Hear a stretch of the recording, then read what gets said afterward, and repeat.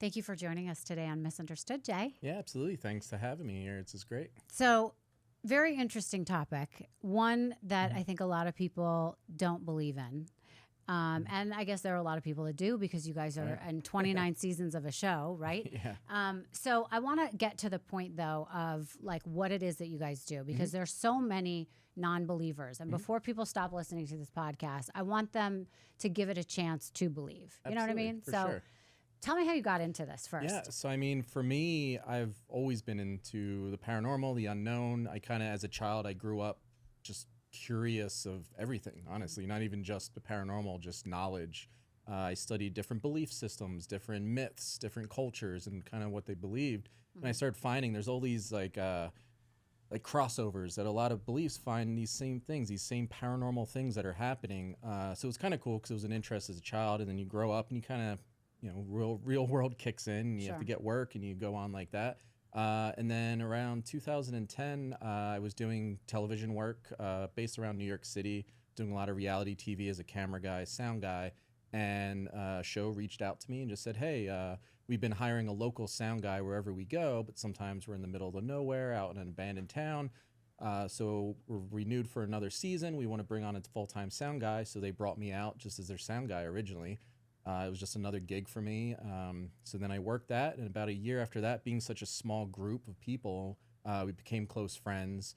And then one day, Zach, who's the main host of the show, we were filming at Johnny Cash's house in Jamaica. Wow. And which was wild because it was left just like he left it. Like his shoes were there, his clothes were like his closets were full of all his clothes. Wow. Like it was just literally the day he left. And I wasn't part of the investigation originally. Our show's kind of split into two parts. The first half of the show, we do a lot of research, we do history, we do preliminary investigation to kind of find out what's going and tell the story of what's happening there, or at least the claims of it. And then the second half is just investigators, no crew, no one else, full lights off, and we investigate. So originally I was only part of the first half. So I was there to record sound for the interviews, history part. Right. And when they investigated Johnny Cash's house, Zach got an EVP, which is called electronic voice phenomena, which basically is when you record audio and say, like right now we're recording, but you listen back and you hear a voice that's neither one of us, Right. And it might be answering a question of ours, things like that. That's an EVP. And you hear Zach say, do you like Johnny Cash's music? And you hear this, yeah, come right in.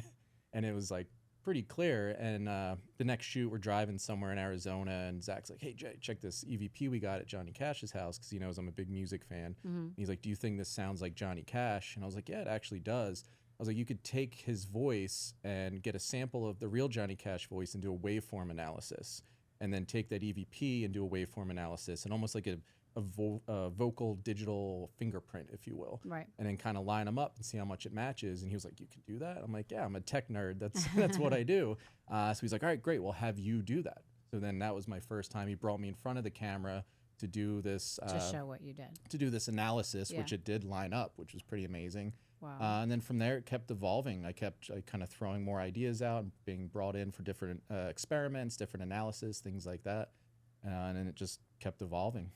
Up until that moment, though, were you like, okay, I'm just doing sound on a show, or did you really believe in what they were doing? Yeah, I remember even the first episode, we actually flew out to Vegas, and we went out to a place called Goldfield, which is pretty much halfway between here and Reno, an old mining town. And there's a Goldfield Hotel, which is infamously be known.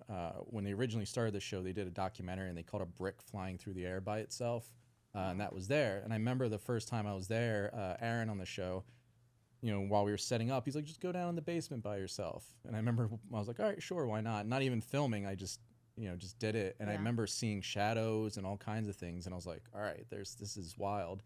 And then I remember watching that episode when it came out. And at this point, I worked in reality TV for years. And a lot of reality TV is kind of edited. It's made to look certain ways. And I remember when I was simply just a crew guy, I remember seeing the show air and being like, wow, that's true to what happened. Right. It's not manipulated. It's not made to go a certain way. Like, that's literally how it is. And since then, being more involved with the show and in front of the camera now, it's still the same way. And we have 100% creative control. So we don't have producers, networks that's telling us how to do things, what to do, redo things. Like we have full control, and we kind of approach every investigation. Personally, I go in skeptically. I don't want to just believe everyone's claims. I don't want to just believe us. I want to experience it and document it firsthand. And that's what we try to do. We try to actually document things and prove it the most scientific from multiple devices, multiple ways. Okay, so explain to me though. Well, okay, 29 seasons. How many episodes per season? It varies. The network kind of airs them in all kind of weird way. I know we're well over 300 episodes at this point. But I mean, are you talking 10 a season, 20 a season? Probably, I think 12, 13-ish, probably on average. So I asked that because you're finding at least 13 that are airable scenarios where you're finding something that is paranormal, right? That seems hard to find if it's not there, right? Or unless it's being staged or if it's real. So how do you guys even come up with the idea of where to go, what to look at? Yeah, so a lot of it is honestly, it's fans. Social media today, a lot of fans reach out to us and they'll say, hey, there's a spot in my hometown you should check out. And then we take those things and we have researchers that work for us. So we'll send in ideas or they'll just find things and they basically put it all together, do all the research for us. And then ultimately they'll basically pitch 5 or 6 places to Zach. And he ultimately is like, let's do that one. Right. Have you ever gone into one and you're there and you're filming and nothing happens? Yeah. Yeah, we have, but we still air it. That's the thing. Oh, okay. I think part of our show and what makes it unique is it's us. You know what I mean? It's Ghost Adventures. It's the adventure. Even if we're not finding anything, it's still the process. We still go through the same process. Right. And we do a thing called even debunking, where we might get terrified, you know, in the moment, but then all of a sudden we realize what it is, and we'll show you that. We'll be like, oh, like there was a point. I think we were up in a town called Pioche, Nevada, and they were walking down the hallway. I was at Nerve Center watching the monitors, and all of a sudden you hear this crazy hiss, and it's pitch black. No one else is there.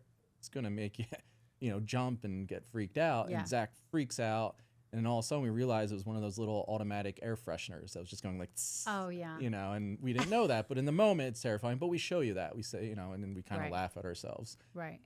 So I think it is more our adventure and how we go through it. There was an episode that we did in Seattle at a home where this family was claiming honestly outrageous claims, like 666 would appear on the walls, their posters caught on fire, they would wake up and their pants would be nailed to the wall, things like that. So for us, we're like, this sounds great. We want to experience this and see it. So we went out there and we did our full investigation, and you know, we left it as, well, we were there, nothing happened. You know, like we didn't capture any evidence. We still showed you our process, what we went through, and unfortunately, we didn't get anything. Right. Is it like Ghostbusters where you have like a little device and it says if you have spirits near you? We have a lot of different devices. It is, in a way. Tell me about the devices. I guess one of my favorites, which is, you know, not to get too techie, but I like it because it's grounded in science and physics. Okay. We have a thing called the XLS camera, which uses a grid of infrared lasers to basically map a room out. We originally hacked it out of an Xbox Kinect system, like way back in the day, and developed it based on that. And the software knows the human form. So say we're shooting this right here, we're shooting it into this room here. It kind of, you see like an archaic mapped out version of the room. And then if a figure is there, if I'm standing there, it does a stick figure that kind of outlines our body because it knows that's the human form. The thing is, we shoot this for hours and hours at times. There's nothing there. It's an open space, and all of a sudden, a stick figure will appear. That the software is mapping that there's a human figure there when we can see there's nothing there. So that's pretty impressive to me, that after hours of footage, all of a sudden these things appear. Sure. Not only that, but we actually have got an intelligent response where we'll try to interact. Once we see it, we'll kind of wave and be like, hello, and it'll wave back to us. So it's in real time. It's not like you're watching back. Yeah, we're walking around with a tablet system so we can actually see it in real time. So on the tablet, you can see it wave back or whatever. Yeah, there was actually a time, one of the craziest, we were at this old prison in Arizona, and there was a stage where they used to let the prisoners kind of do performances. Yeah. And we went in there and we're shooting the stage, and all of a sudden 3 figures appeared on the stage, and it's just an empty stage. 3 figures appear. One's kind of going like this, one's going like this, and one's going like this. Like it was like a guitarist, a singer, and a drummer. And we just, you know, we were like little kids giggling and just loving it. And they kind of were up there for a while, and then all of a sudden they stopped. They were still there. They stopped moving though. We applauded. They literally bowed and then just vanished. Come on. I'm serious. I know, even to me, like there's moments where it's just like, it still blows my mind after all these years. I've been with the show 15 years. And, you know, after everything I've seen things lift off the ground and go flying by themselves. I've been dragged backwards. Something's grabbed my leg and pulled me backwards. And you see it on camera. I get pulled back and there's nothing there. I've had scratches appear on me. I've witnessed exorcisms, possessions, rituals, all kinds of things. I've climbed through a mass plague pit under Paris, 300 feet below, you know, just filled with human bones. We've been to Dracula's castle. We've been all around the world doing this. And these things still blow my mind. I wish I could just be like, oh, it's this. I wish everything could be debunked. It would be great to just kind of sleep at night a little easier. But there's so much that, you know, without a doubt, there's so much more to just this world than just this.